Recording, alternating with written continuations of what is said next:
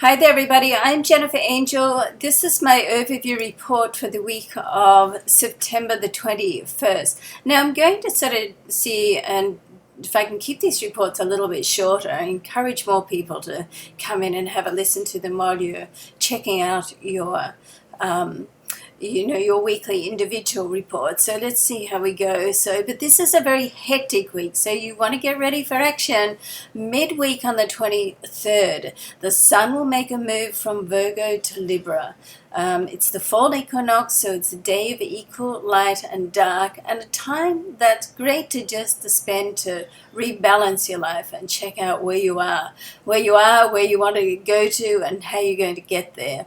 Now, on the same day, Venus and Uranus are going to trine. Now, Venus, of course, is the planet of love and money, and Uranus, anything that happens under a Uranus vibration is very sudden. So it's like comes out of the blue. You can almost blindside you, but it's a very original energy, very creative energy. So the trine is a more favorable aspect. So when Venus and Uranus are trining, sudden developments can happen, and on the love scene. So it can take place around this time.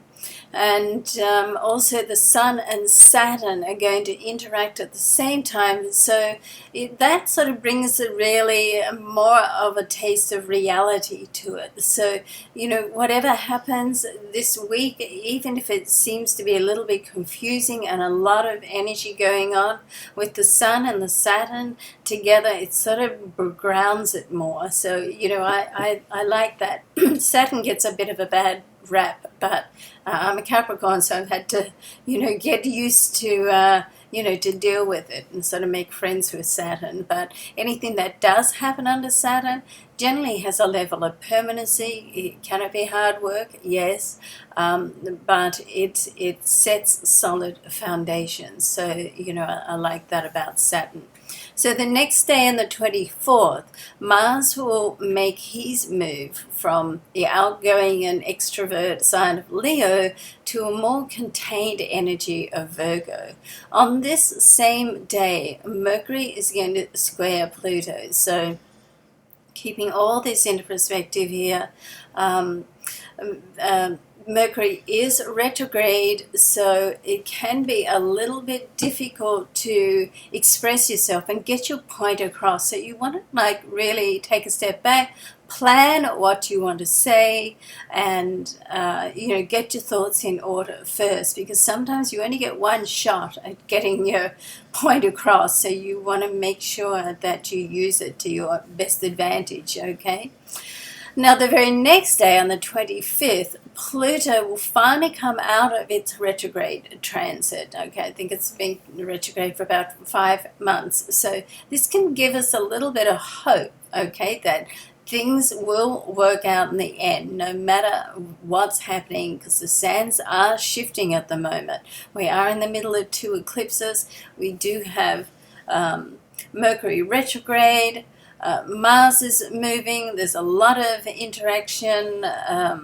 Saturn just moved. So it's the sands are shifting. If you think your life is a little bit messy at the moment, well, it probably is, but keep in mind, it's when your life is messy, that's when things can start to change, okay? Because when everything's just going along sort of hunky-dory, then, on some level you're probably stagnating. So, try and sort of just roll with the punches and see, where it ends up.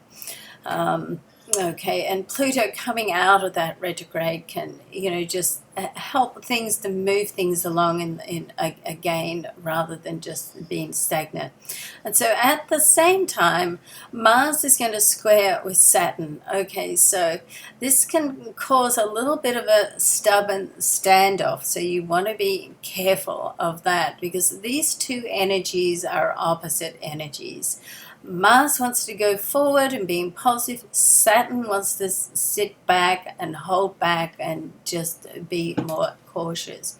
So there's like a push-pull here. So it's really not the best time to try and push through and make a point. If you're not, if you find it's just not working as you thought, you're better to reassess and pick another time. Make sure you have the person's full attention as well.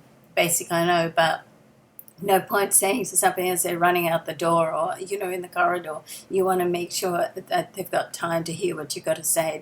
That can be, timing can be half the battle sometimes. So and as I said, if it's not working, then just step aside and let the energy pass and wait for a better time.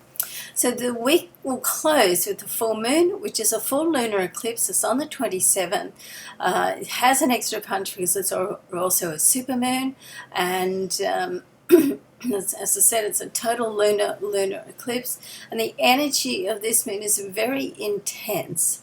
And it's also in Aries with the axis of the sun in Libra. So it's all about relationships, and it's all about how you feel about yourself, and whether you feel you're being treated well or not, and if you want to make sort of any changes. So the moon energy can provide the trigger for you to make some changes in your life if that's what you want. Sometimes those changes are made by other people, which means you don't have a great deal of a say in it.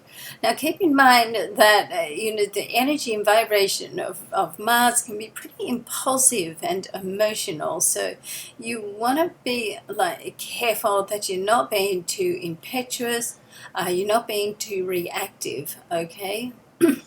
So it can be very reactive, sudden, intense energy. So it would be really wise not to make any rash decisions this week. Just wait till the stardust settles and, see what happens. Because, as I said, the sands are shifting now, and you want to, just wait and see how the pieces fall into place before you make any rash decisions.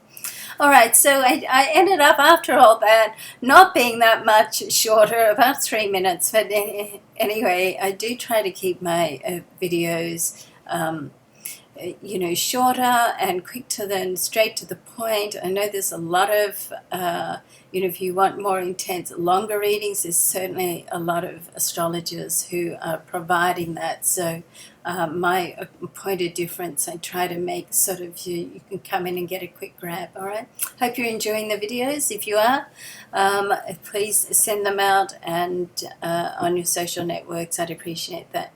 All right, love and light to you. Let's see what happens this week, okay? Bye for now.